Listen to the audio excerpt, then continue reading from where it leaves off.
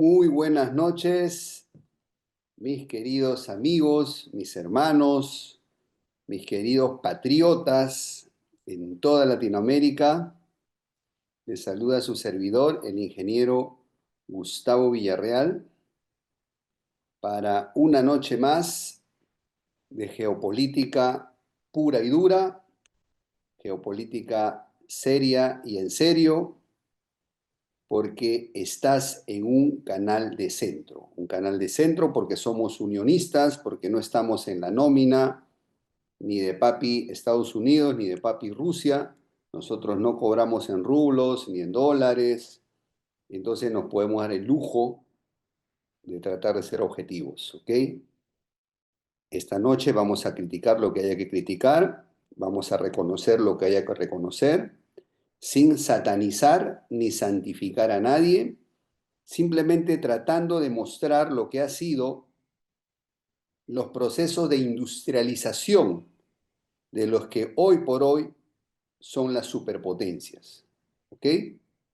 Vamos a ver cómo ellos consiguieron su desarrollo industrial, que obviamente ha sido la base de su prosperidad y su poder, y entendiendo esa historia con datos, no relatos, vamos a poder sacar algunas conclusiones que nos puedan servir a nosotros en Latinoamérica para poder intentar hacer lo mismo, intentar aprender, saber por qué razón nuestros países, ninguno, ni siquiera Brasil, que es el más grande y más avanzado a nivel industrial, ni siquiera Brasil ha logrado ese objetivo. Ayuda al canal con tu comentario, con tu like y con tu compartida. Es la forma como tú pones también tu granito de arena en que este mensaje llegue a toda la juventud, a los jóvenes y no tan jóvenes, a todos aquellos latinoamericanos de buen corazón y de buena fe que quieren que las cosas cambien, que las cosas mejoren, pero aún no saben cómo. Voy a tratar de compartir un poco de mi experiencia personal y de mis conocimientos para también poner mi granito de arena, ¿ok? Entonces, esa es la idea. Muy bien, bienvenidos todos. Entonces, comenzamos a compartir nuestra presentación del día de hoy. Aquí tenemos, vamos a analizar primero que nada el caso británico, ¿no? El caso inglés. ¿Por qué razón el caso inglés? Porque Inglaterra fue la primera superpotencia industrial. No podemos, no podemos hacer una historia de la industria, me refiero a los últimos 250 años, sin mencionar las revoluciones industriales. Las revoluciones industriales han sido esos saltos cuánticos en capacidades y tecnología que la humanidad dio desde finales del siglo XVIII, más o menos alrededor de la independencia de Estados Unidos, alrededor de la Revolución Francesa. Empezó la primera revolución industrial protagonizada por la Gran Bretaña, ¿ok? 100 años después, a finales del siglo XIX, alrededor de la Guerra Franco-Prusiana, surge la segunda revolución industrial, todavía protagonizada por Gran Bretaña, pero ya se avisoran nuevos rivales industriales como fueron los Estados Unidos, la propia Alemania, Francia, obviamente también, el propio Japón que entraba a la era Meiji, ¿ok? Y todo eso sembró las bases de esa confrontación geopolítica que desembocó, ¿ok?, en la Primera y Segunda Guerra Mundial, la Primera y Segunda Guerra Mundial, ¿ok? Esa primera revolución industrial fue la revolución de las máquinas de vapor, principalmente, de los telares mecánicos, el surgimiento de los acorazados, de los ferrocarriles, repito, protagonizada por Gran Bretaña, la segunda revolución industrial, donde básicamente vienen los nuevos inventos, ¿no? El motor a combustión, los autos, el teléfono, la radio, donde Estados Unidos toma un poco la batuta, ¿no? Todos recordamos esa era, pues, el famoso Henry Ford, de Carnegie, de los magnates, ¿no? De los grandes magnates estadounidenses, Rockefeller, Carnegie, etcétera, ¿no? JP Morgan, segunda revolución industrial. El ascenso también de Japón como superpotencia industrial, ¿ok? Y luego la tercera revolución industrial que ocurre después de la Segunda Guerra Mundial, con la llegada, obviamente, pues de toda la tecnología, la robótica de primera generación, los misiles, la carrera espacial, las computadoras, ¿ok? Los transistores, etcétera, liderada por Estados Unidos, principalmente, y con competencia con la Unión Soviética, hasta que cae la Unión Soviética el año 91. Y actualmente en este siglo XXI estamos viviendo la cuarta revolución industrial. Si se dan cuenta, entre la primera y la segunda, 100 años. Entre la segunda y la tercera, 60 años, 70 años. Y entre la tercera y la cuarta, más o menos unos 30 años. Cuarta revolución industrial, donde ya estamos viendo el Internet de las cosas, robótica de segunda generación, computación cuántica, Big Data, producción aditiva, ¿cierto? 5G, inteligencia artificial. ¿Quién está liderando esta cuarta revolución industrial? China. China. Aunque algunos eurocéntricos, que son la mayoría en Latinoamérica, sufrimos de esa enfermedad, la gran mayoría de intelectuales eurocéntricos, hijos de Hollywood o hijos de Netflix ahora, donde pensamos que todo el desarrollo siempre viene de Occidente, ¿no? Estamos con un lavado de cerebro, no vemos más allá de nuestra nariz y pensamos que todo lo que es ciencia, tecnología, filosofía, viene de Occidente. Y entonces solo lees libros occidentales, solo estudias cultura occidental. Si tú haces eso, déjame decirte que estás tremendamente sesgado y tremendamente limitado en tu entendimiento del mundo. Tremendamente. Tienes una miopía y no lo sabes. ¿Ok? Yo me defino universalista porque analizo el mundo entero. Trato de no tener sesgo. También, obviamente, ¿no? Cuando era más jovencito veía mis películas de Hollywood, ¿no? Starkey Hodge, qué sé yo, ¿no? Como todos. Pero pues uno tiene que cuestionarse, ¿ok? Entonces, bueno, retomando, Inglaterra protagoniza la primera revolución industrial, se convierte en el primer hegemón. Miren, aquel país que lidera la revolución industrial normalmente está destinado a ser el hegemón. En estos años que Inglaterra toma la delantera industrial, ¿ok? Toma la delantera industrial, ¿a qué hegemón deja rezagado? Al imperio español, al imperio francés, a los portugueses, ¿ok?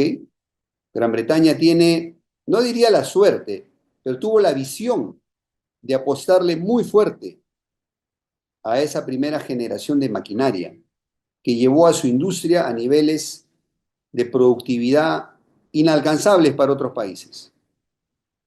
¿Ok? Y eso, perdón, ¿en qué se traduce? Toda ventaja industrial, mis queridos amigos, se termina traduciendo en ventaja militar. ¿Ok?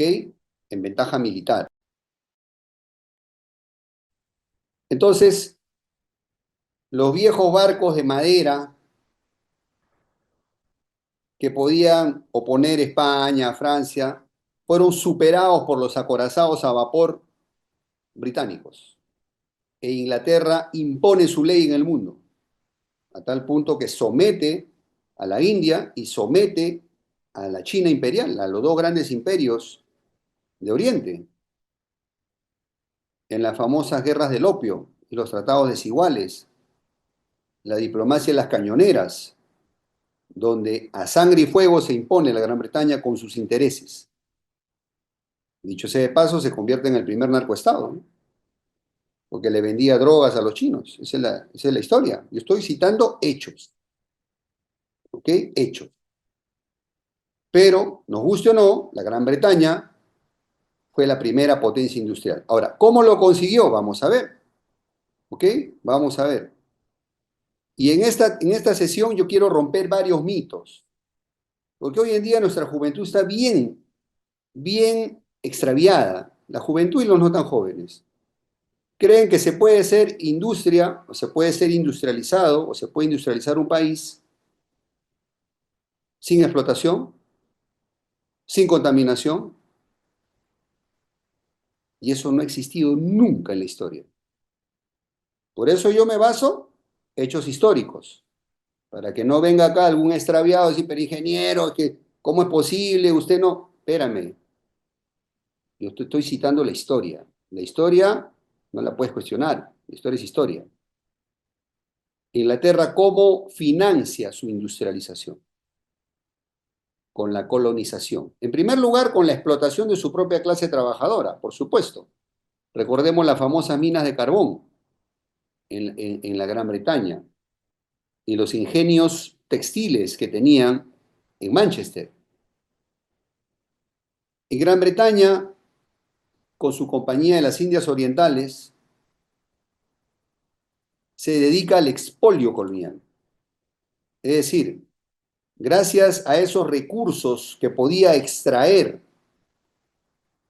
de la India principalmente y de todas sus colonias en África, del Canadá, de Australia y de varias posesiones en el Extremo Oriente y sus enclaves comerciales, ¿no? Acuérdense que es la época en que Gran Bretaña se apodera de Hong Kong, en la salida del río de las Perlas de China, se apodera de Singapur,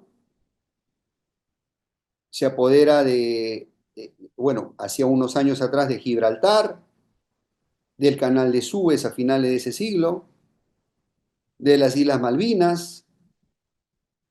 ¿Por qué? ¿Por qué razón? Porque si tú dominas la industria y el comercio, tienes las llaves para dominar el mundo. Así de simple. Y la Gran Bretaña, con cero escrúpulos, financió su industrialización a punta de explotación y a punta de contaminación, por supuesto. En ese momento, olvídense, no existía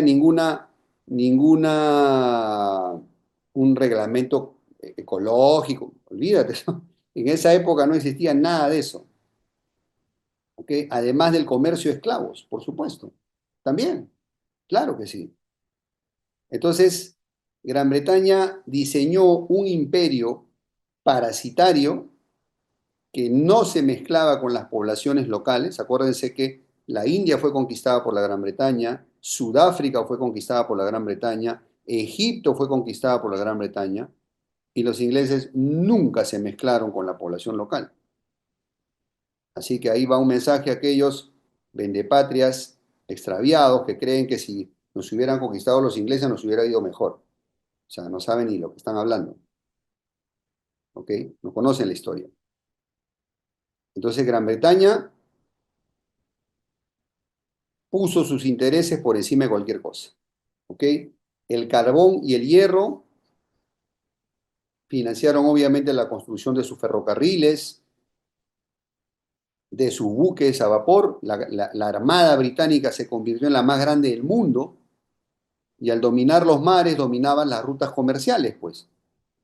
Si tú querías exportar o importar de algún lado del mundo, no lo podías hacer con libertad porque la Royal Navy te hacía pagar peaje, pues.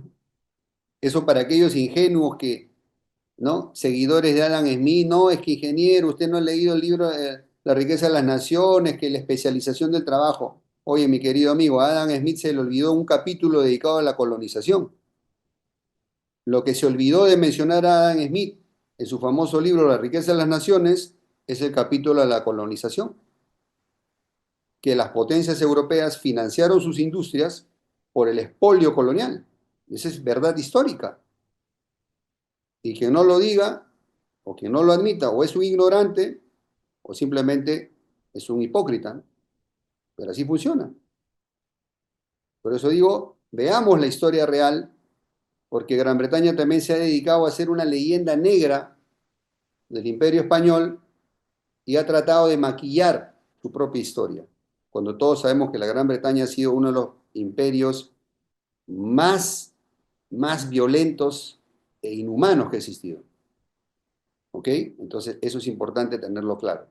Y lógicamente ya con todos estos recursos pudieron darse el lujo de invertir en tecnología, en investigación y desarrollo. Y empezaron a surgir las primeras máquinas, los telares mecánicos, las máquinas a vapor, que lógicamente fueron una revolución en la productividad, lógicamente, porque tú podías, con la fuerza del vapor, generar muchos joules, hablando un poco de termodinámica, muchos julios, muchos watts de energía, superando al trabajo mecánico de los bueyes, de los caballos y de los propios seres humanos. Ya no necesitabas remos, pues, no necesitabas velas para mover un barco gigantesco y tu industria podía producir mucho más, ¿ok? Mucho más y mejor cualquier producto. Y ese siglo XIX, los 1800 es el siglo del siglo victoriano, donde el mundo se inunda de mercaderías inglesas. ¿Ok? Inglaterra casi casi te obliga a comprar sus productos, como se le aplicó a los chinos. Ah, ¿no me quieres comprar mis productos? Pues ahora me vas a comprar droga. Si funciona, ¿ok? Está en la historia. Entonces, como digo, el colonialismo. Entonces, estamos viendo ahí un primer caso, ¿no? Es decir, un país que extrae recursos por explotación de recursos naturales y humanos, en este caso de sus colonias principalmente, pero no solo de sus colonias, también de su propia clase trabajadora. Recordemos las revueltas de los mineros del carbón, ¿ok? Y con eso financia sus investigaciones y desarrollo para mejorar su propia competitividad comercial y a su vez un esquema exportador agresivo. Gran Bretaña era la potencia industrial del siglo XIX y los productos ingleses llegaban a casi todas las partes del mundo. Napoleón intentó parar eso al inicio del siglo XIX y fracasó. Fracasó porque Gran Bretaña dominaba los mares y era imposible bloquear a una potencia marítima. No hay manera. No hay manera. ¿Listo? Ahora, para terminar de darle el tiro de gracia al Imperio Español, hay que reconocerlo también, verdad histórica, la Gran Bretaña apoyó los movimientos independentistas en Latinoamérica. Gran parte de los próceres que hemos tenido tenían contactos con agentes ingleses.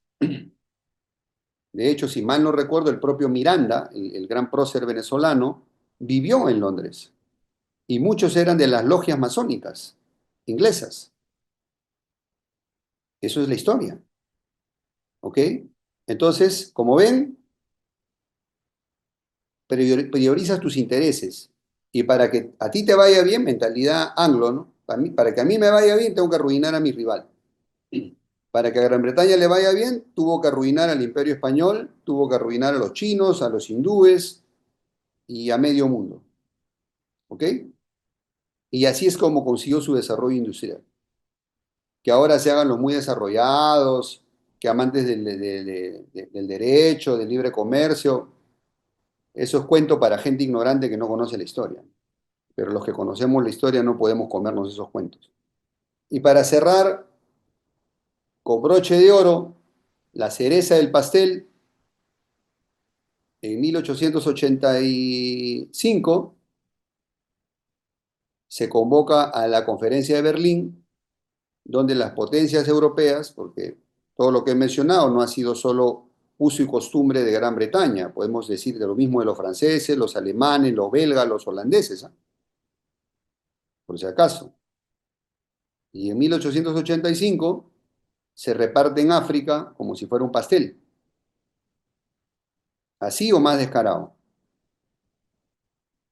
¿ok? Y las brutalidades del colonialismo no solamente fueron inglesas, ¿ah? Pregúntale a los congoleños lo que opinan de los belgas, ¿ah?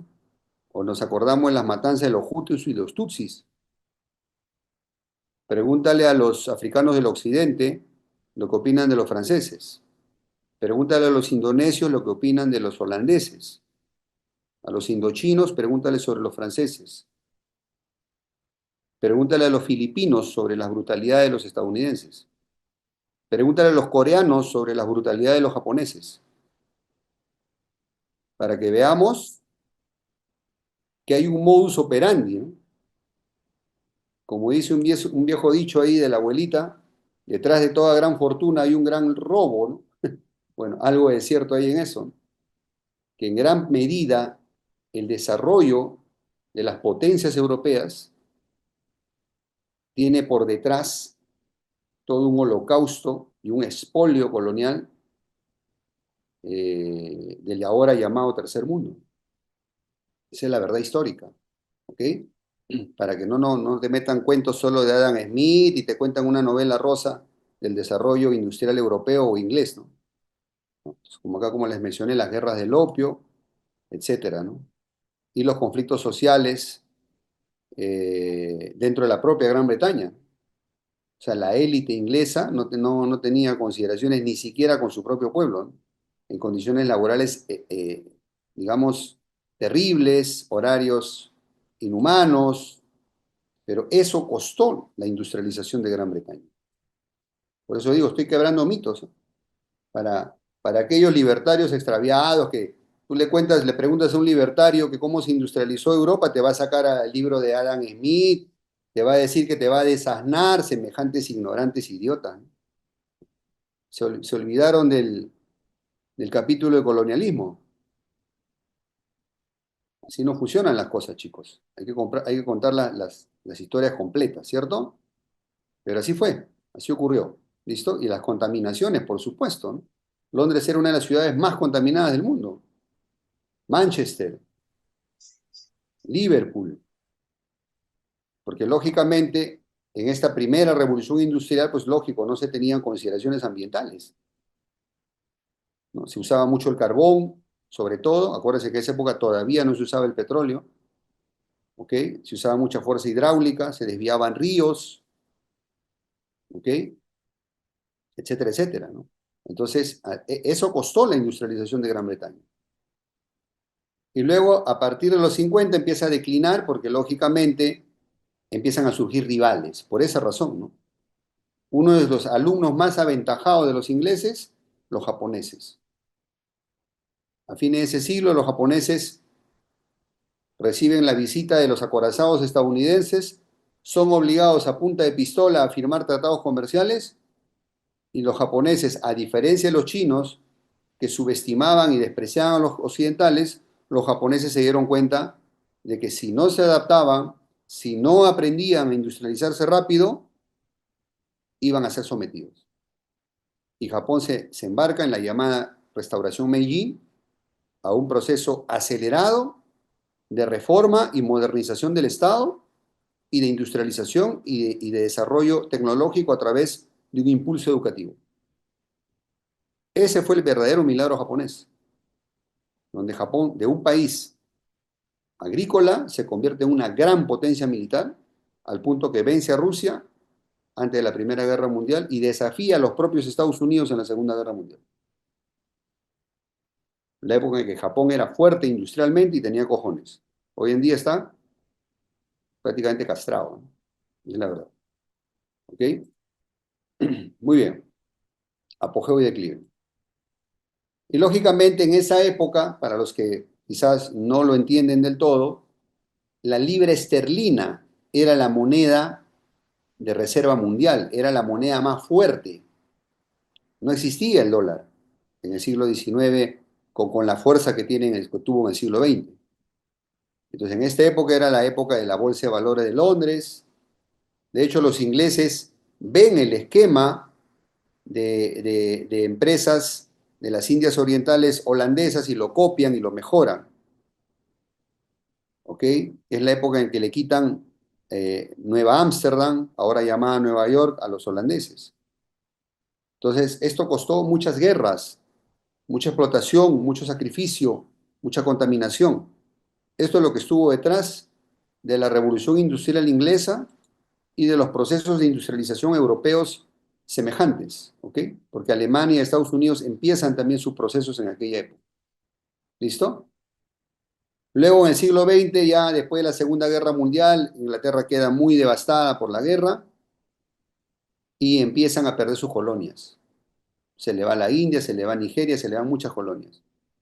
Hoy en día, Gran Bretaña está desindustrializada, solo sobrevive gracias a la famosa City de Londres, porque Gran Bretaña supo adaptarse al nuevo tiempo y hoy en día es una potencia financiera, pero ya no es industrial. ¿Ok? Esa es la situación con Gran Bretaña. Muy bien. Muy bien. Entonces, ahora la historia de Estados Unidos.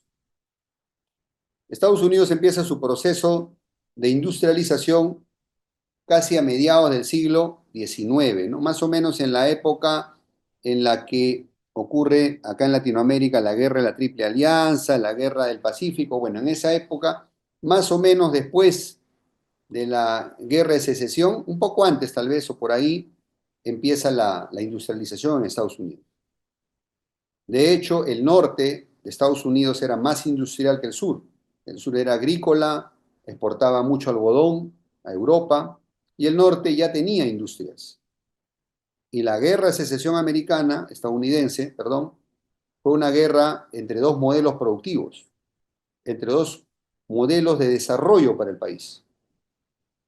Pero si tú le preguntas a algún personaje de derecha, libertario, cómo se desarrolló Estados Unidos, te va a contar de los titanes de la industria, que Henry Ford, que el modelo T, te va a contar sobre el enfoque tayloriano, te va a contar sobre la especialización del trabajo, que la cadena de producción, ¿cierto? Que el ingenio estadounidense.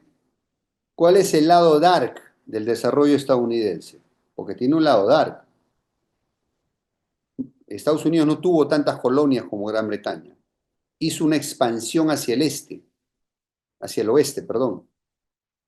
Le quitó territorio a México, casi la mitad de su territorio, le quitó prácticamente Florida, España, le quitó Cuba, Puerto Rico, Filipinas, forzó a Francia que le venda Luisiana, forzó a Rusia para que le venda Alaska,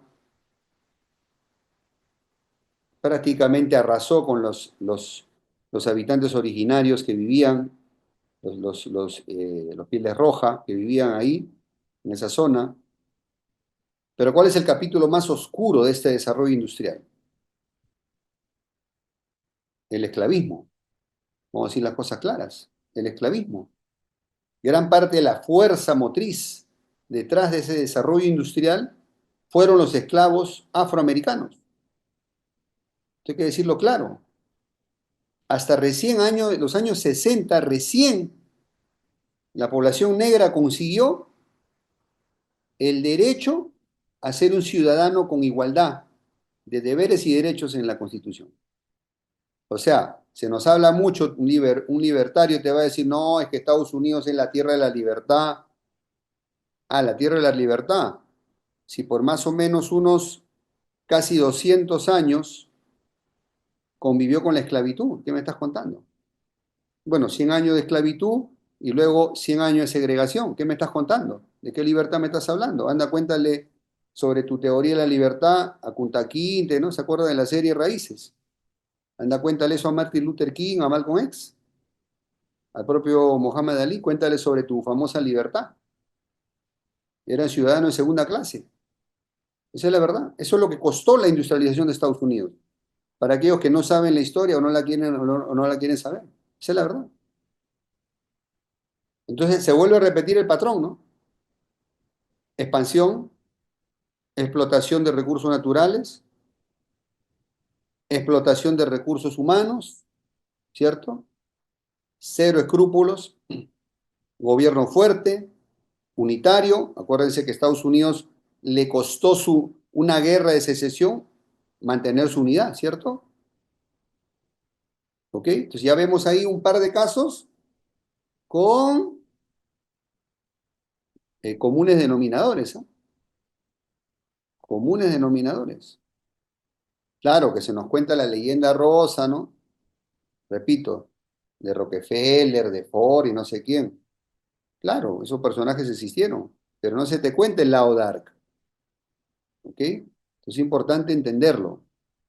Y lógicamente todo este sistema que también cayó en la especulación hace crack el 29, hace crack el 29 y se cae en una depresión. ¿Y cuál fue el camino para salir de la depresión?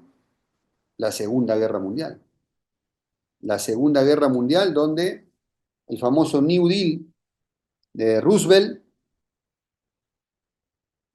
y la entrada de Estados Unidos a la guerra permite una industrialización masiva y un reclutamiento masivo, ¿cierto?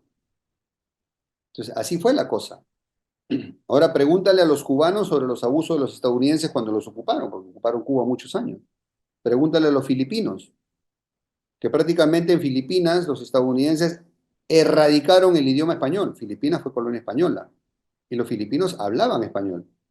Hasta ahora hay muchos apellidos filipinos de origen español, pero cuando estuvieron los estadounidenses erradicaron el español. ¿Ok? Luego vieron una isla estratégica en el Pacífico, les gustó y se la quedaron, Hawái. Así funciona. O sea, les estoy contando la historia cruda. Yo no vengo acá a dorar la píldora, mis amigos, ¿ah? Y tengo un compromiso con la verdad. Y son hechos históricos. Y aquel que me quiera rebatir, me va a rebatir con fuentes. Esa es la historia. Esa es la historia. ¿Ok? Así que las cosas como son y claras. ¿Listo, chicos? Lo digo también para que no coman cuentos, ¿no? Porque a veces la izquierda también nos cuenta también otras historias. Vamos a ver ahorita está en el lado dark de la izquierda. Acá yo no soy comunista ni mucho menos, o sea, nunca lo he sido y nunca lo seré yo, obviamente. Pero bueno, ¿había proteccionismo en esa época? Por supuesto, por supuesto. Cuando Estados Unidos se independiza de Gran Bretaña, para proteger su industria, los famosos padres fundadores, Washington, Jefferson, etcétera, dictaminan una serie de medidas proteccionistas para que su naciente industria no sucumba a la competencia de la industria inglesa. Acuérdense que Gran Bretaña estaba con todo, estaba en su prime. Para evitar eso, proteccionismo. Es decir, acá también vemos otro modus operandi de las potencias, son pragmáticas. Si a mí me conviene ser proteccionista una época, en algunos aspectos lo van a hacer. Y si les conviene forzar el libre comercio porque tienen la ventaja, lo van a hacer. Estados Unidos abrió a Japón al comercio con la visita del Comodoro Perry en la bahía de Tokio a punta de pistola. Gran Bretaña abrió a China al comercio, al libre comercio, a punta de pistola, ganándole la primera guerra del opio. Entonces, ¿de qué libre comercio me estás hablando, mi querido amigo libertario? Si siempre ha sido la geopolítica, siempre manda a la economía. La geopolítica es omnipresente. Es la que dictamina el rumbo de la economía y de la industria y de lo militar. Siempre. La realpolitik, los grandes intereses nacionales. ¿Ok? Y lógicamente cuando Estados Unidos, acuérdense que Estados Unidos tenía una gran ventaja frente a Gran Bretaña. Gran Bretaña era una isla pequeña, muy cerca al continente europeo, muy cerca a la zona de guerras.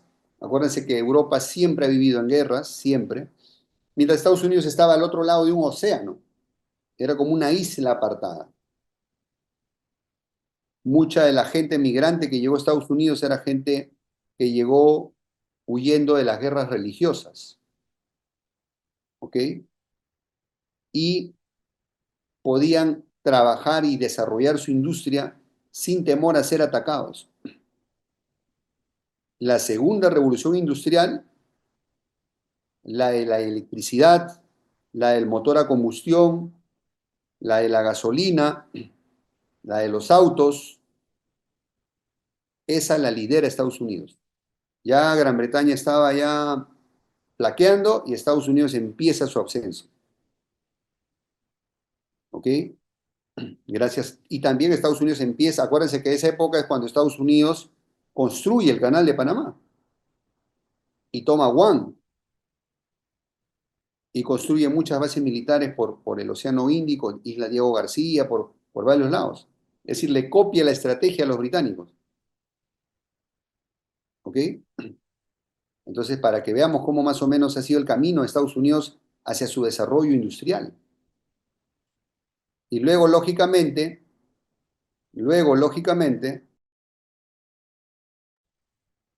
sale la teoría del destino manifiesto, ¿no? Estados Unidos se considera un país excepcional, destinado a llevar su modo de vida al resto de países bárbaros, ¿no? Son los nuevos romanos. O sea, hay que civilizar a estos bárbaros. Entonces te llevamos un poco de libertad y democracia, allá donde sea necesario. Es el país de la libertad, pero tenía ciudadanos de segunda clase a los afroamericanos hasta los 60. ¿Qué me estás contando? O sea, ¿te das cuenta de las incoherencias que hablas, mi querido amigo de derecha? ¿Te das cuenta o no? Entonces, esa fue la historia, ¿no? Una historia terrible de explotación, de violencia, de guerras. Esto fue lo que costó la industrialización de Estados Unidos. Estoy hablándote los procesos reales, yo no te estoy dorando la píldora. No va a faltar un demagogo de izquierda o de derecha que te va a hablar y te va a vender algo más light. Te va a decir que es posible hacer omelette sin romper huevos. Puro demagogo, no saben ni lo que están hablando. Esta es la historia. Yo los invito a ustedes, primer mensaje para mis jóvenes patriotas y no tan jóvenes. Hay que culturizarnos. Yo creo que uno de los grandes defectos de estos tiempos es que los chicos ya no leen. E historia, menos. Ahora se dedica a ver memes, a ver videos de 1 minuto y a ver fake news en videos de propagandistas. Y esas son tus fuentes. Ya no se lee. Y menos la historia. Me encanta la historia porque es, dentro de las ciencias sociales, es la más ciencia de todas. Porque son los hechos. Dato mata relato. ¿Ok? Solo tenemos que escarbar, dedicarle tiempo. Y vas a abrir los... Esta es como la famosa píldora roja, ¿no? De Matrix. Yo a la historia le llamo la píldora roja. Mientras no estudies historia, vas a estar con la píldora azul. ¿Cuál es la píldora azul? La ideología. No, ingeniero, es que mi líder me lo dijo. Es que el ideario de mi grupito de amigos, mi partidito, me lo dice. Entonces yo tengo que creer. Los dogmas, las ideas sagradas que nunca se cuestionan. ¿Quieres tomar la píldora roja, saber la verdad? Lee historia. Investiga, pero no solo la historia europea, occidental, la historia universal. Lee la historia de otras culturas y de tu propia cultura también, por supuesto. Y abrirás tu mente a referencias y a verdades que ni siquiera sospechabas. Como dice el dicho, la verdad nos hará libres. Dejen de comer ideologías de puro populista. ¿Ok? Primer mensaje. Entonces, como vemos, mis queridos amigos, conflictos sociales. Esta fue la época de la famosa jornada de las 8 horas, ¿no? Donde la gente obrera explotada en Occidente. No estamos hablando de la colonia, de los esclavos. Estamos hablando de los propios obreros blancos que ya no soportaban la explotación y se sublevaron y protestaron y fueron reprimidos sangrientamente y la jornada de 8 horas, que luego se volvió universal, costó sangre, sudor y lágrimas. Eso no fue un regalo del gobierno, de un iluminado, ¿no? Entonces, para que veamos las condiciones terribles y lo que costó la industrialización de los Estados Unidos. ¿Ok? Y las contaminaciones, por supuesto, totalmente. Se seguía pues utilizando mucho carbón, los aceros no eran de la pureza requerida, los procesos eran muy contaminantes en todo sentido. Recuerden que era la época en que se empezaba a explotar el petróleo, pues los derrames eran lo más común de la vida, ¿cierto? Entonces todo esto, ¿no? Se contaminaba ríos, tierra. Esto que ahorita nos pasa en nuestros países, porque uno dice, no, ingeniero, ¿cómo es posible? Entonces, ¿usted está a favor de la contaminación? No, mi querido amigo. Yo estoy a favor del desarrollo, de que los recursos de nuestros países estén a favor del desarrollo nacional, no a favor de las empresas parasitarias extranjeras. Hablemos claro, ¿ok? Pero los recursos nacionales deben estar a disposición del país, porque así es la historia, así se han industrializado otros. Vamos a inventar la rueda. Te estoy contando cómo se han industrializado. Y tú de terco quieres verle las esquinas a un círculo. Pensemos, pues, mi querido amigo, pensemos. Contaminación.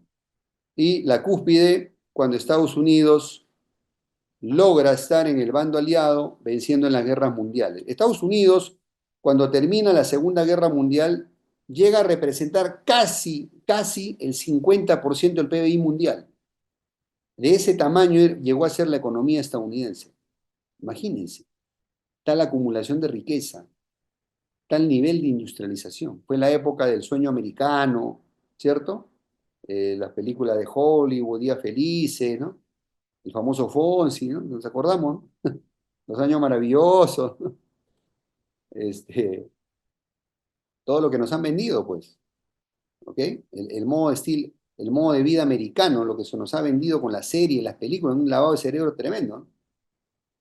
Entonces nos han hecho creer que es a eso lo que debemos soñar y aspirar, ¿no? Y como no somos gringos, sufrimos, pues, ¿no? El complejo, ¿no? Y como nos damos cuenta que no somos gringos ni nunca lo vamos a hacer, entonces, cómo me siento menos mal? Ah, desprecio a mi hermano.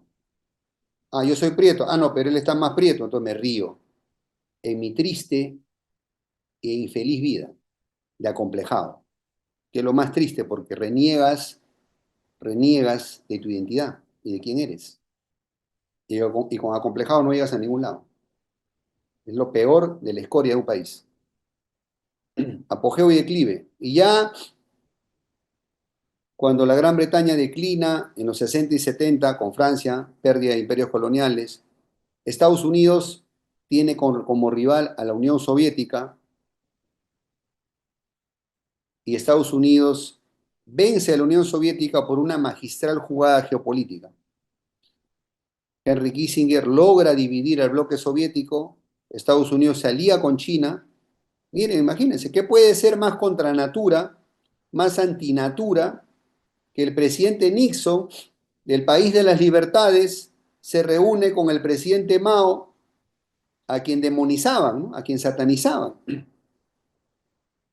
Pero en nombre de los objetivos, Estados Unidos organiza esa alianza en los 70. ¿Así o más pragmático? Mao Zedong cede a sus propias ideologías y se reúne con el demonio blanco, como lo llamaban a los estadounidenses, a los blancos, con Nixon, y Estados Unidos, Nixon, accede a reunirse con Mao ante los demonios rojos, como llamaban los estadounidenses a los chinos, para que veamos cómo funciona la alta política. Y tú eres más papista que el Papa. Pierdes el tiempo en redes sociales, insultando, diciendo idioteces, defendiendo tu ideología, cuando nadie en el mundo desarrollado cree en esas tonterías. Son puras fumadas, puras fumadas. No existe. Es polvo de estrellas, no existe. ¿Ok? Lo único que existe es la realpolitik, los intereses, el pragmatismo. Así han funcionado siempre las potencias. Y es lo que yo siempre he propugnado, por eso, en mi canal. Soy pragmático porque soy amigo de la ciencia, amigo de lo que sirve. Soy realista, utilitario, porque ya basta de dogmas, Basta de tonterías. Nuestros países necesitan abrir los ojos, hacer lo que se tiene que hacer para que nuestros países funcionen. Por eso soy pragmático, ¿ok? Aparte que, bueno, me viene del sesgo de ser ingeniero, obvio, ¿no? Entonces, bueno, entonces empiezan a surgir rivales. Siempre, esto es una historia, miren. Quien lideró la primera revolución industrial no siempre lidera la siguiente revolución. Surgen rivales, porque la tecnología, la innovación, va dejando obsoleto tu liderazgo. Esto es muy dinámico, es dinámico. Y voy a animarme a ser profeta. Hoy en día China lidera la cuarta revolución industrial y tiene todas las papeletas para superar a Estados Unidos y ser el nuevo hegemón. Pero China tampoco va a ser eterna. Y surgirá otro rival que lo superará. Tal vez ya no lo lleguemos a ver. Tal vez a finales de este siglo o a mediados. No lo sé. Pero es muy probable, porque la historia no se repite, pero rima. ¿Será la India? ¿Será Indonesia? ¿Será Nigeria? ¿Será otro BRICS? El tiempo lo dirá. A tanto no llego, pero es evidente que ningún imperio es eterno. ¿Estamos de acuerdo? La historia lo demuestra una y otra vez. Entonces, bueno, por eso es maravillosa, por eso me encanta la historia. Soy muy aficionado a la historia. Muy bien, entonces, ¿dónde viene el declive de Estados Unidos? ¿Cuál es el pecado mortal que comete Estados Unidos? El pecado de la soberbia. Estados Unidos dijo, bueno, muy bien, nosotros ya tenemos algunas fábricas en Centroamérica, en México, en Brasil. Bueno, estos latinos los tenemos controladitos, son solo nuestros obreros, ellos solo maquilan, nosotros tenemos la tecnología, la innovación, las máquinas son nuestras, listo. Lo único que nos interesa es que aprendan ahí a ensamblar cositas y listo, que se queden callados. Y les pago más barato. Y dijeron, oye, pero espérame, pero si lo llevamos a un país donde haya más gente y paguemos menos, podemos ganar más, ¿no? Oye, sí, pues, y la Unión Soviética ya se cayó. Vámonos a China, ¿no? Porque estos chinos tienen cara de más tontos, ¿no? Entonces, como nosotros somos los vivazos, ¿no? Somos los más, los meros meros. No, no, pues ya, nosotros ya ganamos. Este va a ser el siglo americano, ya lo dijo Fukuyama, el fin de la historia, el último hombre, la arrogancia. Y se van a China a llevar sus industrias buscando al chino barato, en el peor error geopolítico del siglo XX. El peor error.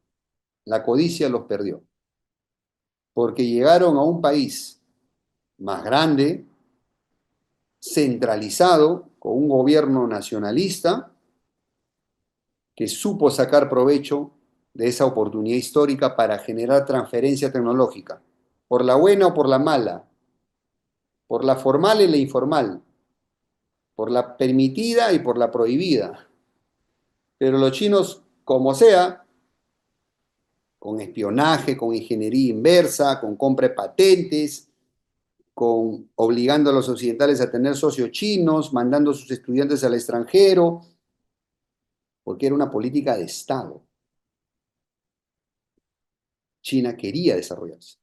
Y los estadounidenses cayeron redonditos. Renunciaron a sus industrias, según se quedaron con el diseño, dijeron, bueno, la parte productiva no pasa nada, es la parte de la cadena de valor que vale menos, yo me quedo con el diseño. Fabricado en China, diseñado en Filadelfia. Graso error. Porque los chinos no se conformaron solo con fabricar. Dijeron, la primera etapa es fabricar, la segunda es diseñar, innovar. Y ahí los vemos ahora, ¿no? Ese fue el gran error de Estados Unidos en los 90, en el mundo unipolar, la famosa globalización. ¿Ok? Muy bien. Ahora vemos el caso soviético. La Unión Soviética, que muchos son fan de la Unión Soviética, ahora Rusia, ¿no? Sí, que mi papi Putin, ¿no? Que el defensor de las libertades, de la justicia de los pueblos oprimidos del mundo. A ver, vamos a ver cómo se industrializó Rusia. Veámoslo, sin sesgos, ¿no? La pura industria, la pura historia. Luego de la revolución bolchevique y de la guerra civil, porque al igual que Estados Unidos tuvo una guerra civil, China tuvo una guerra civil después de su revolución, eh, y Rusia también la tuvo, donde fue invadida por países extranjeros. De hecho, hubieron tropas estadounidenses en Rusia en esa época, en los años 20. Bueno, los bolcheviques consiguen vencer, unifican el país y se dan cuenta de que están muy atrasados. Rusia se da cuenta que de todos los países europeos es el más atrasado industrialmente hablando. Y dicen, esto no puede seguir así. Si nosotros, los revolucionarios bolcheviques, no nos industrializamos, van a regresar estos europeos occidentales y nos van a aplastar. Y a partir de ahí nacen los famosos planes quinquenales, donde la dictadura soviética implementa medidas para industrializar el país a marchas forzadas. Y se empieza una serie pues, de desplazamientos de población rural a las ciudades, construcción de enormes complejos siderúrgicos para fabricación de aceros, para fabricación de buques, de armas. Desde los años 25, más o menos 27, cuando entra Stalin al poder, hasta el año 39, que empieza la Segunda Guerra Mundial, estamos hablando de unos 11, 12 años. Porque Rusia se industrializó a marchas forzadas. La misma receta, espionaje, ingeniería inversa, es la receta de todos. Acá el que diga, no, es que ese pirata, hay muchos que salen a quejarse, no, es que los chinos son piratas. A ver, mi querido amigo, ¿los primeros piratas fueron ingleses o no? ¿Si nos acordamos de esa historia o no? Los primeros piratas fueron ingleses. O sea, la definición de pirata es ladrón, los primeros piratas fueron ingleses. La historia lo ha dicho, ¿no? Le robaban a la corona española. Y cuando Inglaterra empezó a desarrollarse, muchos países, Alemania y Estados Unidos, empezaron a espiar a la Gran Bretaña, a copiarlo. Y cuando Estados Unidos se volvió potencia, ¿quién copiaba? La Unión Soviética, luego Japón, luego Alemania. Pero así ha sido la historia de siempre. Quien diga lo contrario, o es un hipócrita o es un ignorante. Así funciona. Y no estoy justificando la piratería, estoy diciendo que es una realidad histórica y que ninguno tiene el derecho a tirar la primera piedra porque todos lo han hecho en su momento. Lo que pasa es que no se acuerdan cuando fueron terneras. Esa es la verdad. Y entonces la Unión Soviética empieza una colectivización de la agricultura, la apuesta por la industria pesada, ¿ok? ¿Por qué la industria pesada? Porque es la que puede permitir la construcción de buques, de tanques, de aviones, por esa razón. Y lógicamente también vino con mucha contaminación. Para aquellos que no me crean, revisen el Holodomor, las hambrunas que desató Stalin, porque la población estaba cansada, protestaba a los ucranianos y les aplicaron el Holodomor. Nos olvidamos de las famosas purgas estalinistas, de la famosa Siberia, de los famosos gulags. ¿Cómo no nos vamos a olvidar de eso, pues, mi querido amigo, mi querido izquierdista? No puedes tapar eso con un dedo, ¿ok? Eso es historia pura.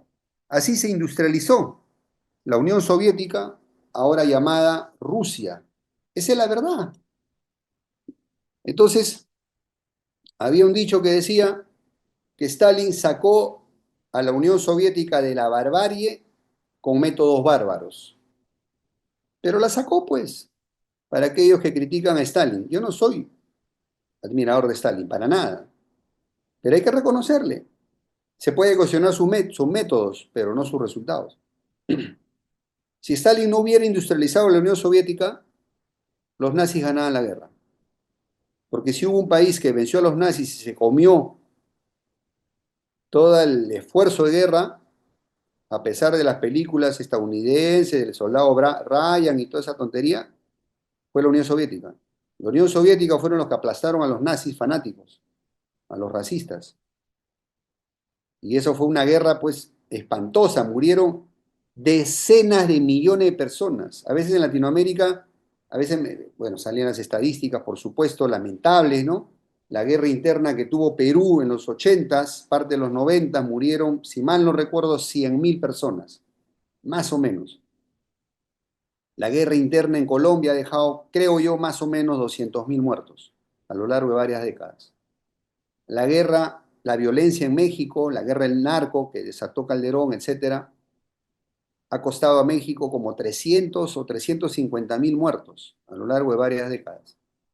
Bueno, pues la Unión Soviética perdió como 40 millones de personas.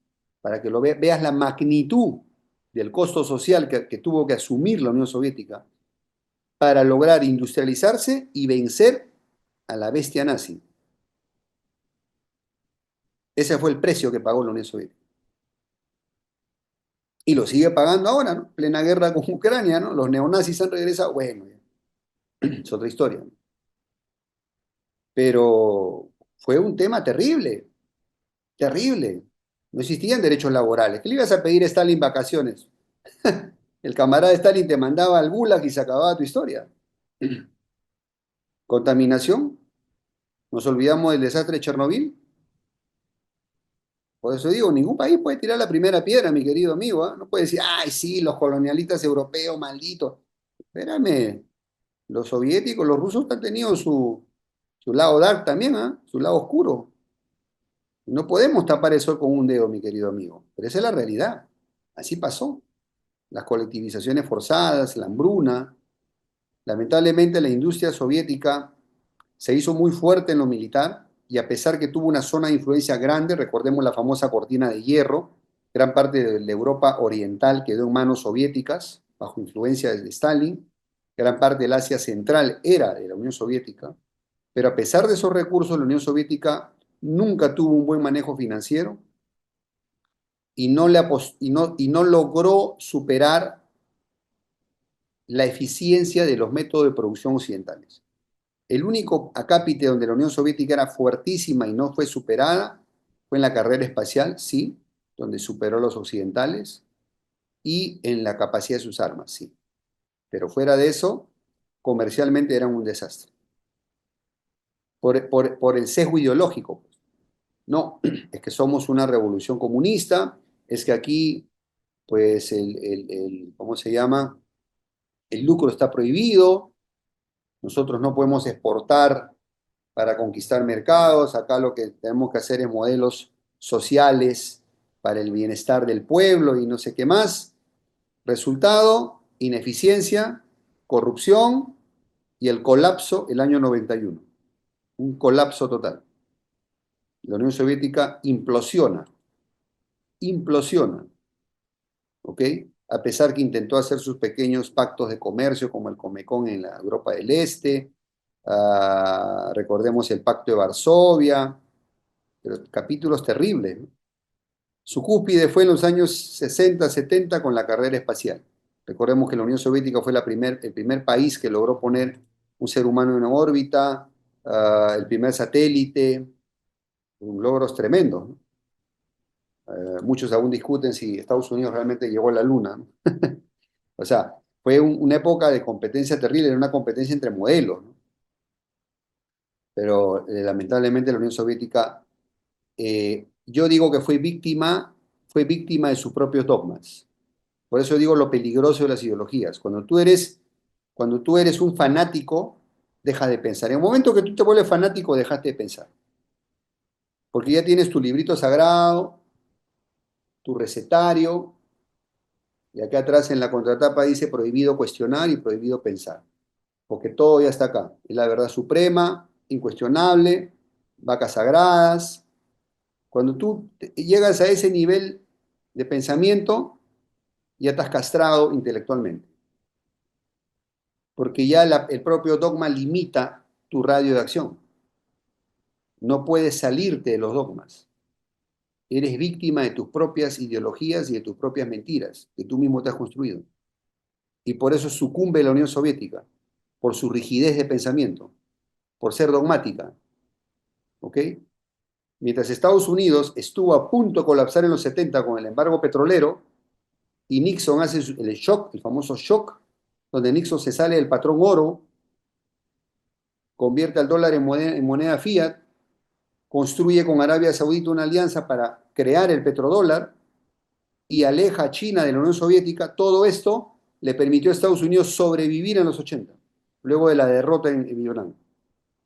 Pero mientras los Estados Unidos hacían un alarde de pragmatismo, los soviéticos no lograron a través de Gorbachev hacer la transición ordenada y sucumben.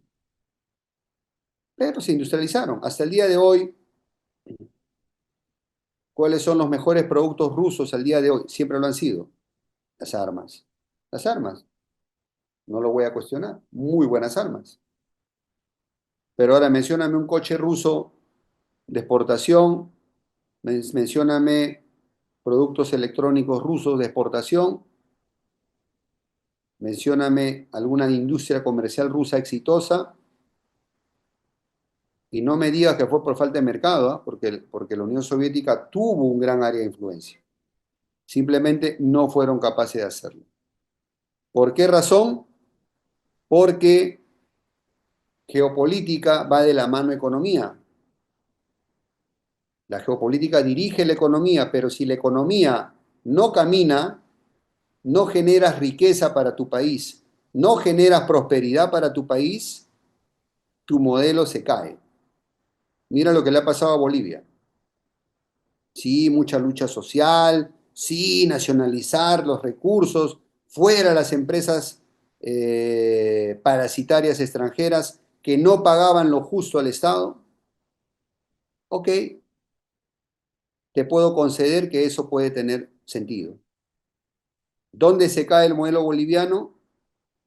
Que no ha sido capaz de insertarse comercialmente con éxito, de generar riqueza para Bolivia, al punto que ahora no tienen dólares. ¿Qué vendía Bolivia? Gas, recursos naturales. El gobierno socialista no logró hacer la transición industrial. Y están las consecuencias.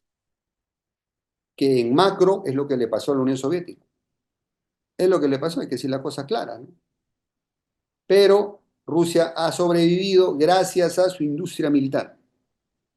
A su industria militar. ¿Ok? Entonces, acá haciendo un comparativo, aún no falta China, falta todavía. Modelo de industrialización, tiene sus propios modelos, cada país lo tuvo, ¿ok? Inglaterra liberal, Estados Unidos capitalista, la Unión Soviética colectivista, socialista. Los tres tuvieron expansión geopolítica, pues. Inglaterra con su imperio colonial, Estados Unidos con su expansión hacia el oeste, con sus enclaves, incluido Panamá, Canal de Panamá. La Unión Soviética con la cortina de hierro, la expansión de la revolución comunista en el mundo, claro, eran zonas de influencia. Tuvieron conflictos internos todos. Gran Bretaña, las revueltas de los obreros y las revueltas coloniales. Estados Unidos, las protestas obreras y las revueltas afroamericanas y de las minorías por los derechos civiles. La Unión Soviética, las protestas étnicas, ¿no?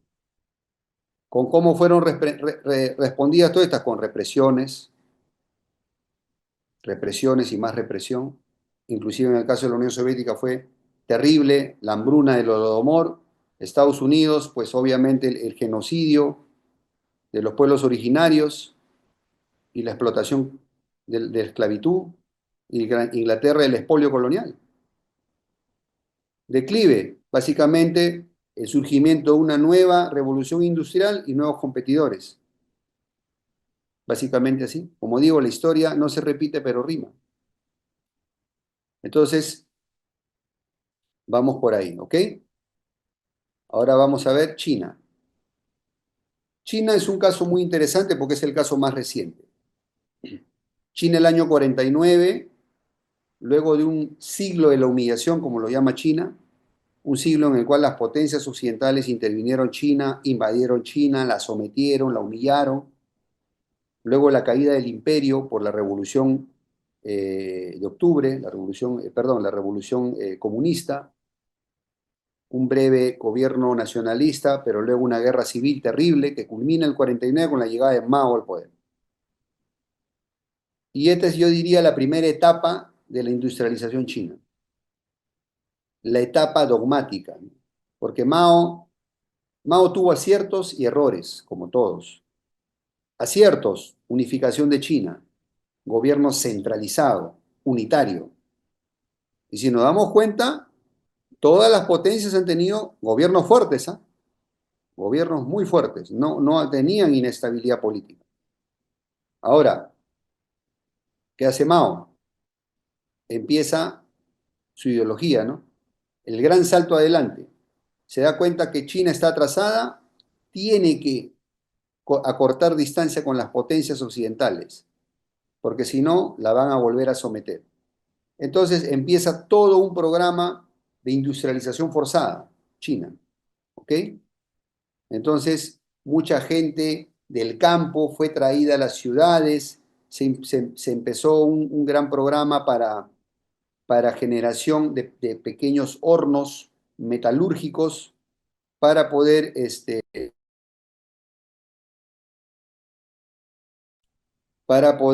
generar acero, ¿no? La idea era que en cada pueblo se tuvieran hornos metalúrgicos, altos hornos, para poder generar acero,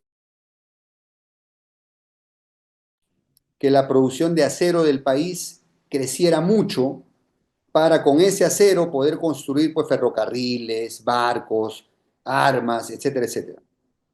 Ese era el objetivo. El problema fue que se hizo mal, había inexperiencia, es lo que yo siempre digo. Las buenas intenciones en política no son suficientes, mi querido amigo. Por eso yo siempre le digo que acá va una reflexión, ¿no?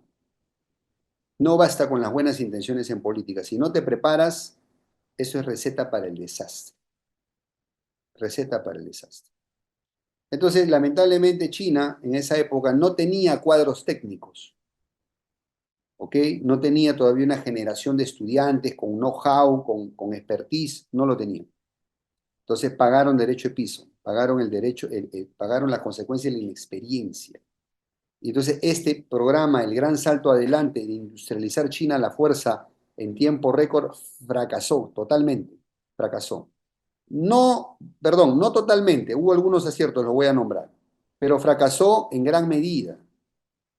Y lamentablemente, y ahí vemos algunas imágenes de la época, ¿no? De las industrializaciones forzadas, cómo era el trabajo en el campo chino. Lamentablemente,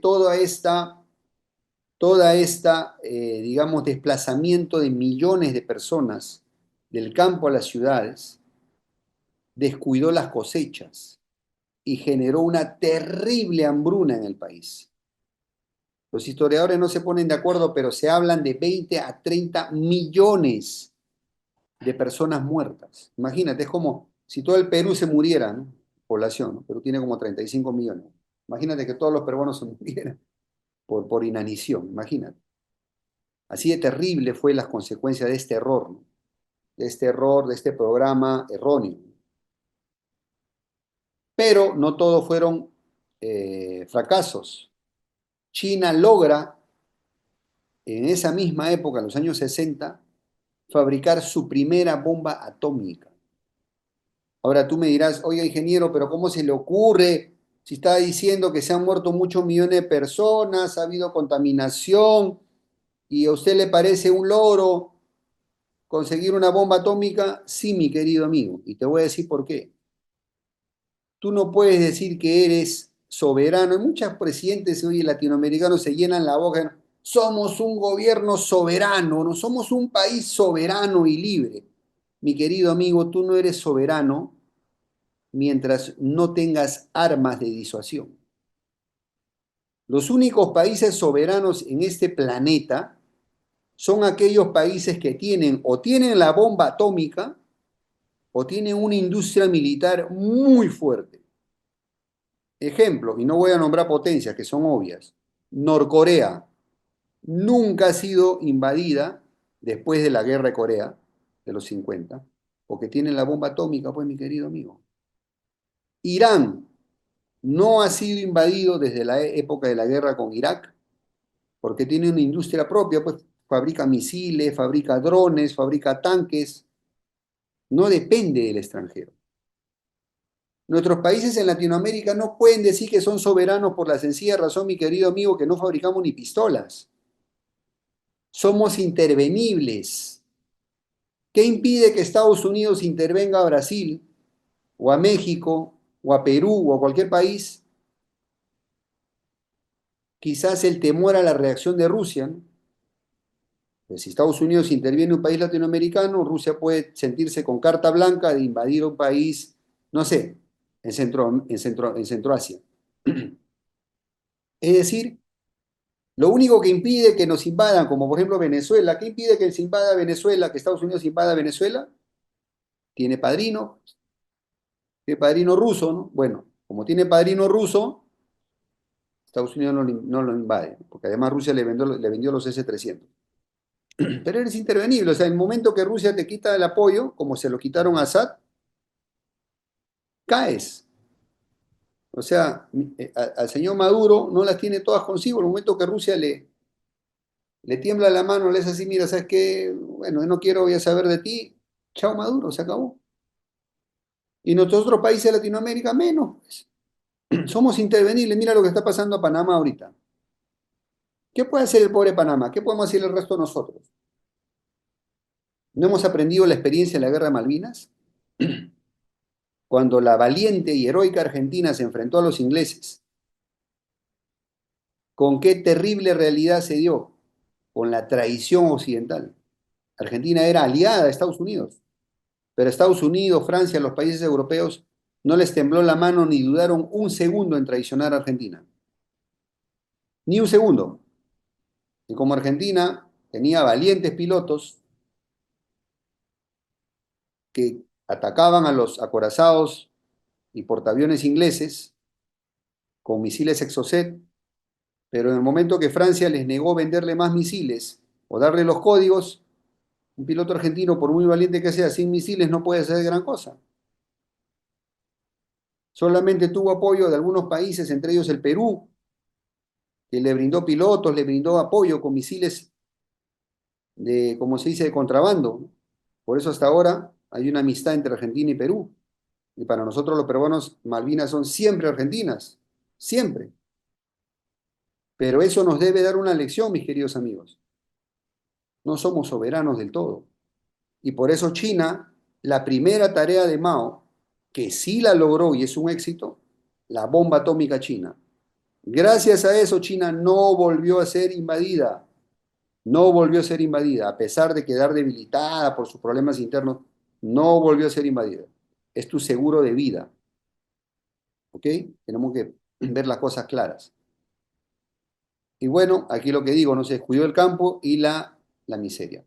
Luego termina la época de Mao en los 70 y entra este hombre, Deng Xiaoping, y cambia la historia de China. ¿Por qué la cambia? Porque Deng se dio cuenta de que ese camino dogmático no los estaba llevando al progreso.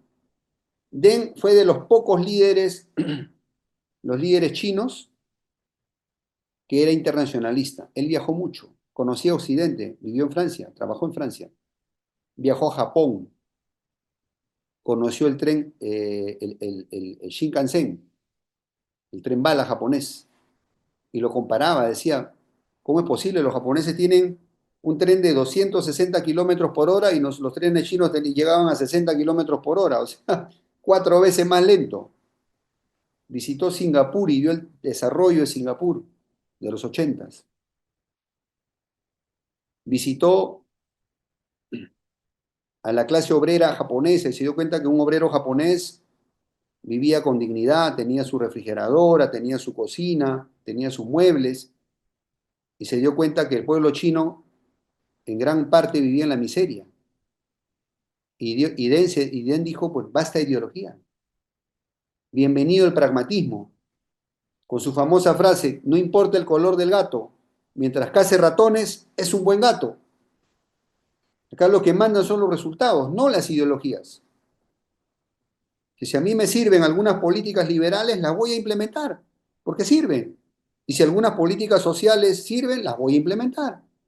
Y si por una época y un momento me sirve ser proteccionista, lo voy a hacer. Y si en algunos otros sectores me sirve abrir el mercado, lo voy a abrir. Eso es ser pragmático. Hacer lo que se tiene que hacer buscando los resultados. ¿Me dejo entender? Y eso es lo que aplicó Deng. Las 4 modernizaciones o reformas de Deng Xiaoping. Empezó por la agricultura, ¿ok? Para permitiendo que los agricultores empezaran a tener parte de las ganancias de su propio trabajo para que haya mejor motivación. La industria, la creación de enclaves costeros, donde empezó a implementar políticas de apertura como zonas económicas especiales para que viniera la inversión extranjera. Deng se dio cuenta, si no viene la inversión estamos muertos. Para que China desarrolle su propia tecnología puede pasar décadas. La única manera de acelerar esto es que vengan los extranjeros con sus fábricas, nuestra gente trabaje ahí y aprendamos cómo es esto. Y luego lo copiemos y luego lo mejoremos. Defensa nacional, la propia, digamos, ser autosuficientes en defensa nacional. Modernizar el ejército y la apuesta a la educación, la ciencia y la tecnología. Lo primero que Deng hizo aquí fue educación, ciencia y tecnología, porque se dio cuenta que si no le cambiaba la mentalidad a la gente, a las nuevas generaciones, si esas nuevas generaciones no aprendían nuevas tecnologías, no iban a estudiar al extranjero, desde ahí empezaron las misiones de estudiantes extranjeros chinos. Yo he estudiado en Brasil, en México, en Perú, y siempre en mis universidades donde he estado, hay los grupos de estudiantes chinos. Están por todos lados. Pero eso es una política de Estado, pues, abiertos al conocimiento. O sea, los chinos se abrieron al conocimiento universal. ¿Por qué? Porque las revoluciones industriales estaban en Occidente. Si ahora la revolución industrial está en Oriente, especialmente en China, ¿por qué razón no veo estudiantes latinoamericanos yendo a China a aprender? ¿Por qué? Yo he estado en China, conozco muy bien China. Por eso, otro mensaje para la juventud. Abre tu mente, mi querido amigo, viaja, pero no hagas el típico viaje mediocre, lo llamo yo. Te vas, te vas a Estados Unidos porque quieres tomarte la foto donde estaban las chicas de Sex and the City o de Rápidos y Furiosos. Te vas a París porque viste la serie de Emily en París y quieres tomarte las fotitos igual que la chica. O te vas a Dubái ¿no? Por tu esquema Ponzi, esquema piramidal, quieres tomarte tu foto para vender tus cursos y no sé qué. O sea, pura tontería de redes sociales. No estás yendo a aprender. Te invito y te desafío, joven latinoamericano, viaja a ferias industriales y comerciales. Ándate al China Plus, por ejemplo, o a la feria de Cantón. Ándate a las ferias de Taiwán, de Japón, y mira las nuevas tecnologías. Aparte que te va a servir para poder traer mercadería quizás a Latinoamérica y poder ser un distribuidor, pero mira y aprende. Si puedes ir a estudiar, mucho mejor. Fue de esta época en que China le empieza a apostar a las famosas STEM, las carreras de ciencia, matemática e ingeniería. ¿Ok? A tal punto que, como yo dije en un video anterior,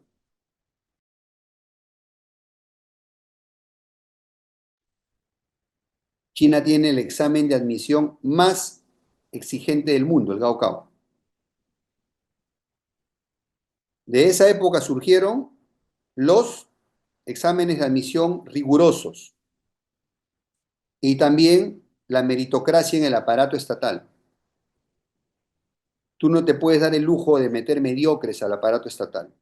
Burócratas que solamente entraron porque son tus amigotes, son tus compadritos, porque das un pésimo ejemplo a la población y vuelves al Estado ineficiente. La meritocracia es la base, la piedra angular del desarrollo. Y la meritocracia empieza desde la época escolar.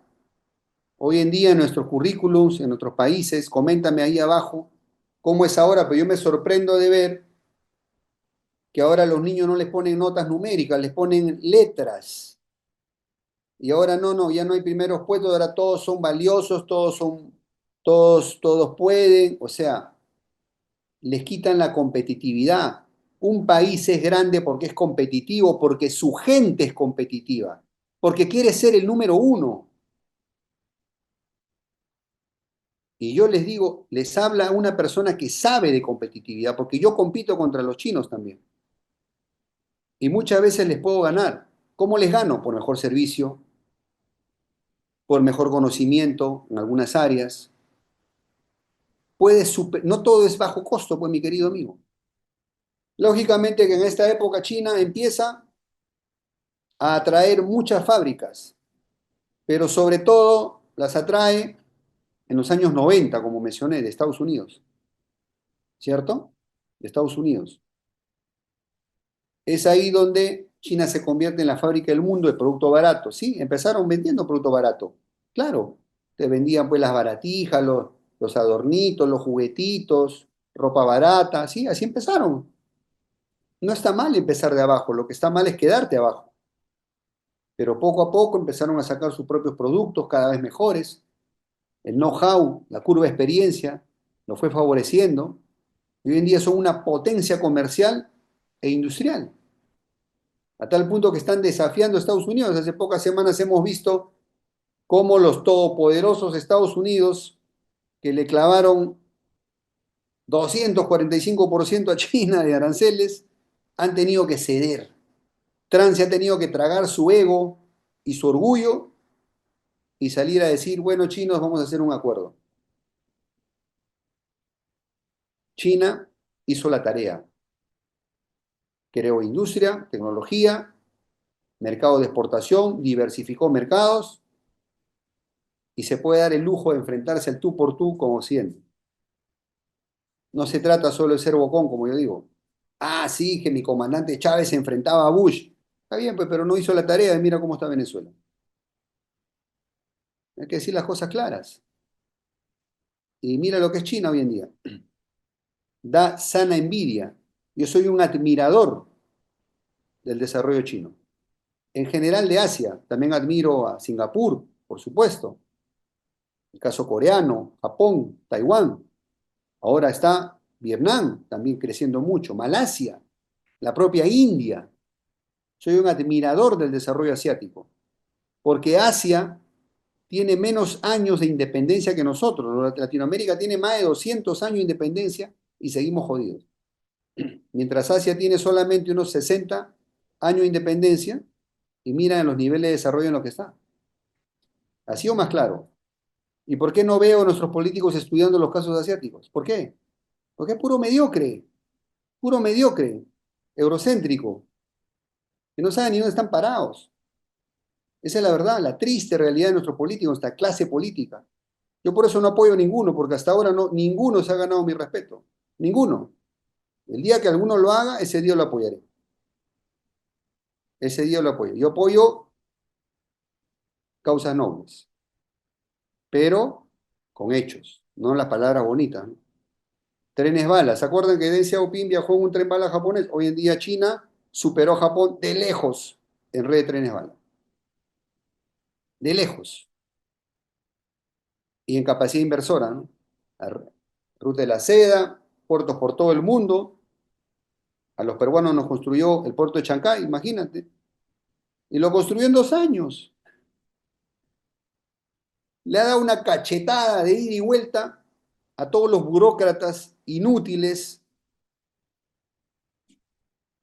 del Estado peruano, que se demoran décadas en construir algo. Los chinos han construido un megapuerto en 2 años, para que veamos la diferencia de capacidad entre países. Y ahí tenemos el sector industrial chino, casi el doble del estadounidense, para que veamos el milagro industrial chino. Esto se vio en la época de pandemia, ¿recordamos? En Estados Unidos se escaseaban las mascarillas porque ya no se producían mascarillas en Estados Unidos, dependíamos de las importaciones chinas.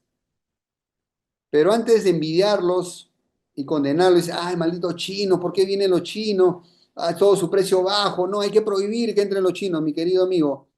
Nuestros gobiernos no pueden prohibir los productos chinos. Y te voy a decir por qué, por una sencilla razón. Un día se lo expliqué a unos amigos brasileños y recién se dieron cuenta. Nuestros gobiernos no pueden impedir la entrada de productos chinos por la sencilla razón de que China nos compra nuestros commodities, nuestras materias primas. Si tú le prohíbes los productos, la entrada de productos chinos, ¿qué va a pasar? China no te compra tus commodities. Tu país quiebra, así de simple, porque China hoy por hoy es nuestro principal cliente. Así de simple. En lugar de quejarnos, debemos aprender para superarlos, pues, para superarlos. Y te digo que sí se puede, porque yo compito con los chinos y no les tengo miedo, ¿ok?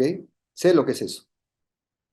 Entonces, no es cierto que sean invencibles, para nada, no existe país invencible. Nueva ruta de la seda, ¿no? Rutas comerciales. ¿Se acuerdan que Gran Bretaña ocupó enclaves? ¿Se acuerdan, no? Ocupó Singapur, Hong Kong, Gibraltar, Malvinas, etcétera. Bueno, China ha creado su propia red también. Para que vean, toda potencia pasa por esas fases, ¿ah? Unidad, educación, con tecnología, industria, exportaciones, expansionismo.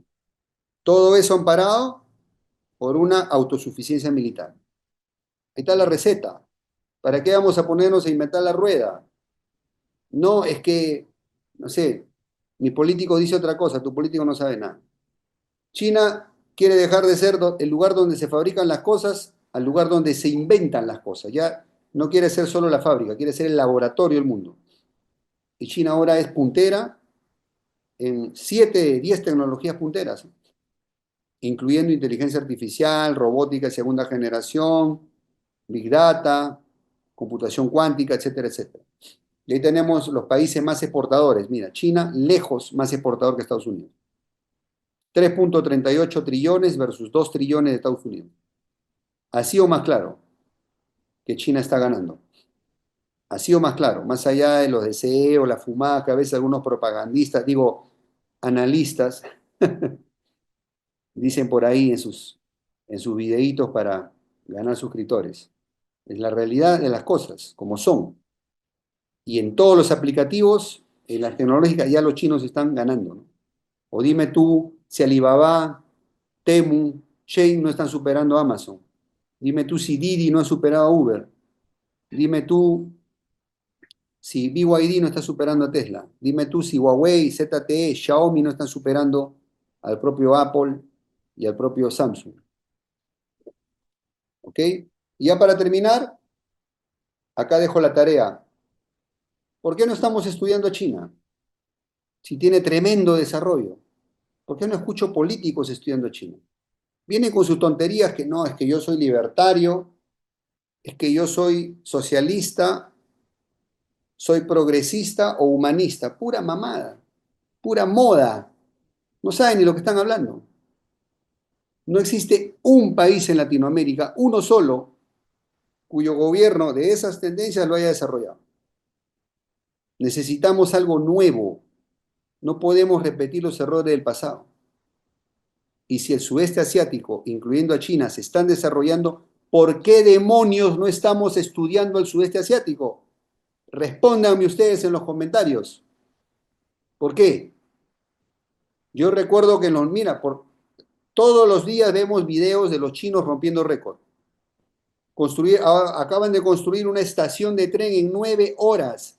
Repito, una estación de tren en 9 horas.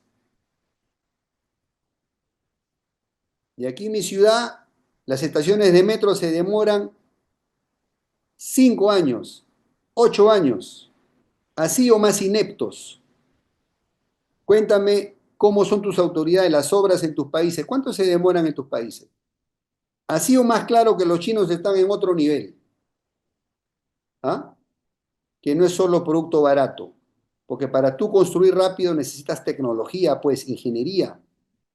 No lo haces a la paporreta. En plena pandemia, construyeron un hospital en 10 días, cuando acá en Latinoamérica la gente se moría porque no habían hospitales. Acaban de construir un rascacielos de 57 pisos en 19 días. Así o más eficientes, así o más desarrollados. Ahora tú me dirás en Latinoamérica, sí, ingeniero, es que la corrupción, no solo la corrupción, amigos, admitamos la verdad, somos unos ineptos, ¿ok? Nuestros gobiernos son ineptos, nuestros empresarios no están al nivel, no logramos esos tiempos. Hay que admitir la realidad, porque solo admitiendo la realidad podemos mejorar. Mientras nos sigamos engañando, no, que nosotros somos los bacanes, nosotros somos una chimba, nosotros somos los chingones, mientras nos engañemos, vamos a seguir en la mediocridad. Tenemos que empezar por reconocer lo bueno y aprender de lo bueno, ¿ok? Porque ellos no son magos, no son extraterrestres, no tienen dos cabezas, pues. Simplemente hacen las cosas bien, investigan y aplican tecnología. Y hoy en día ya no es cierto que las fábricas chinas tienen costos bajos porque tienen millones de chinos trabajando por un plato de arroz, ¿no? Tienen robots, tienen sistemas eficientísimos de producción que ni siquiera nos imaginaríamos. Por eso, a pesar de los aranceles, siguen vendiendo. ¿Qué país nuestro puede decir eso? ¿Por qué Foxconn, que fabrica los iPhones, no se va de China? ¿Sabe por qué no se va de China? Porque solo en China tiene las cadenas logísticas, solo en China tiene los clústeres de proveedores, y solo en China tiene el personal de producción tan capacitado, con ese know-how, que solo lo encuentras en China. Que si se va a la India o se viene a Latinoamérica, no va a tener los niveles de producción que tiene en China. Por eso no se va de China. Intentaron irse a la India y se han regresado. Ahora digo, ¿por qué razón no vemos el ahora mensaje a la comunidad académica? ¿Por qué demonios no veo en las universidades, en ingeniería industrial, en administración, en economía, estudiando el milagro chino? Me acuerdo que en mi época era, no, es que el Total Quality Management, el modelo Toyota, que el Kaizen, que no sé qué, sí, era bueno, modelo japonés. Ya, pero los chinos ya lo superaron. ¿Por qué no tenemos en nuestros libros sobre gestión de proyectos como los chinos? ¿Por qué? Estamos resignados a la mediocridad, con unas artes políticos que en su vida han administrado ni siquiera una tienda y pretenden administrar un país. Ejemplo, Castillo en Perú. ¿Ok? ¿Por qué? O tenemos, digamos, personajes totalmente vendidos a intereses extranjeros. Ejemplo, Maduro en Venezuela. Ejemplo, Milei en Argentina.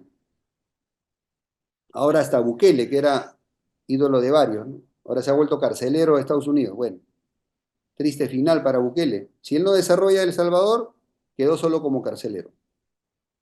Esa es nuestra triste realidad, porque nuestros políticos no se preparan, no se preparan, no saben de gestión, no saben de proyectos. Entonces llegas y nos improvisas. Eres un aventurero, eres un caudillo. Tu partido solamente es un club de amigos. No hay consistencia. Esa es la tarea que les dejo, chicos. De esta manera llegamos al final. Y acá está un resumen, un checklist de lo que les acabo de decir. Por eso siempre resumo en mi canal, ¿no? Que en esencia es lo que nos falta para industrializarnos. Unidad, pragmatismo y patriotismo. Solo así seremos grandes. ¿Ok? Bueno, hasta la próxima, mis queridos amigos. Cuídense mucho. Los veo en el próximo video. Me quedo con los que están para los saluditos. Espero que les haya gustado, pero esta es la realidad de las cosas. Esta es la realidad de las cosas. Esta es la historia. Yo me apoyo en la historia, no es una fuente de los deseos mía. Muy bien, mis queridos amigos, y de esta manera llegamos a las conclusiones de este video. ¿Es posible industrializar a Latinoamérica? Por supuesto que es posible. Pero para poder concretarlo es importante ser conscientes del camino que han recorrido las otras potencias, ¿ok? Y nosotros no vamos a estar exentos de ese camino, que es un camino que pasa por la unificación del país. Por eso en este canal insistimos tanto en la unidad latinoamericana, porque eso te permite ser más fuerte, en primer lugar. En segundo lugar, la apuesta por una industria militar, en primer lugar, que nos permita ser realmente soberanos, porque mientras no tengamos una industria militar propia y fuerte, no vamos a ser soberanos, vamos a ser intervenibles. ¿Ok? En tercer lugar, la apuesta por la educación, porque necesitamos cambiarle la mentalidad mediocre que tiene nuestra juventud actualmente, perdida en reggaetones, en narcocorridos, en influencers inútiles que no aportan nada. Necesitamos una nueva generación que abrace la competitividad, necesitamos jóvenes competitivos que se quieran comer el mundo, que estén dispuestos a competir, ¿ok? Para instalar una meritocracia que empiece desde la educación y que se prolongue al Estado, para que tengamos un Estado eficiente, para que tengamos empresarios, una nueva generación de empresarios eficientes, que hagan más con menos. Esto es muy importante, ¿ok? Y además a esa competitividad agregarle un amor por lo nuestro, un patriotismo, para que la nueva generación de líderes en Latinoamérica defienda nuestros intereses y no se venda por un plato de lentejas. Entonces, con una nueva generación patriótica y preparada, no solamente con buenas intenciones en política, sino con experiencia de gestión, sabiendo crear riqueza, eso es lo importante. Miren, los chinos comunistas se dieron cuenta de la importancia de crear riqueza y miren a dónde han llegado. Mientras los trasnochados de izquierda de la América Latina hasta ahora no se enteran que es importante generar riqueza y entrenarte y capacitarte en generar riqueza. ¿Ok? Luego de eso también obviamente la política industrial, combinando etapas de proteccionismo y de apertura en exportaciones para que nuestra industrialización prospere. Pero va a prosperar en primera instancia, como lo han demostrado esas potencias, atrayendo inversión extranjera para generar la transferencia tecnológica formal e informal, porque eso tiene que ser una política de Estado de largo plazo que nos permita absorber know-how para luego poder desarrollar nuestro propio know-how. Entonces, muy importante nuestro propio conocimiento y tecnología. Y esta industria debe estar orientada a exportaciones, a ser fuertes en exportaciones para atraer también capitales al país. Con todos estos elementos que acabo de mencionar, y obviamente esa política de exportaciones conquistando mercados en todo el mundo, armando rutas comerciales, apostándole a la infraestructura para ser competitivos, con todos estos ingredientes se puede industrializar a Latinoamérica, pero tenemos que pagar el precio del sacrificio. Como dije al inicio, no se pueden hacer tortillas sin romper huevos. Es mentira que se puede industrializar un país y a la vez ser ecológico y a la vez no pasar sacrificios laborales. Es imposible, la historia lo ha demostrado y acá no estamos inventando nada nuevo, estamos contando la receta del éxito de quienes ya lo hicieron. Ahora las potencias se pueden dar el lujo de ser ecológicas porque, claro, ya son potencias, pues ya se industrializaron. Así muy fácil, ¿no? Así que chiste. O sea, primero me industrializo, contamino, exploto y luego ahora sí soy pro ecologismo, pro derechos laborales, lógico. Pero es que te puedes dar ese lujo. ¿Para qué? Para que tus competidores, las nuevas países que quieren industrializarse, no lo logren. Por eso lo hacen. Y mira Europa cómo se han desindustrializado. Mira Estados Unidos cómo está queriendo reindustrializarse. ¿Ok? Entonces, esos cuentos de la ecología son solamente modas, ¿ok? Para ponernos trabas en industrializarnos, ¿ok? Está mal que venga una transnacional depredadora, parasitaria, a llevarse nuestros recursos y contaminar. Está mal, por supuesto que está mal. Lo que no está mal es que nosotros, como un Estado unificado y orientado a industrializarnos, explotemos nuestros propios recursos. Con algún costo ambiental, ni modo, son los precios que se tienen que pagar para poder industrializar un país. ¿Listo? Entonces, bueno, ahí tienen las conclusiones, chicos, les dejo este checklist. Y bueno, nada, pasamos a la despedida del video. Muchas gracias. Gran abrazo, cuídense mucho. Nos vemos en la próxima, bye.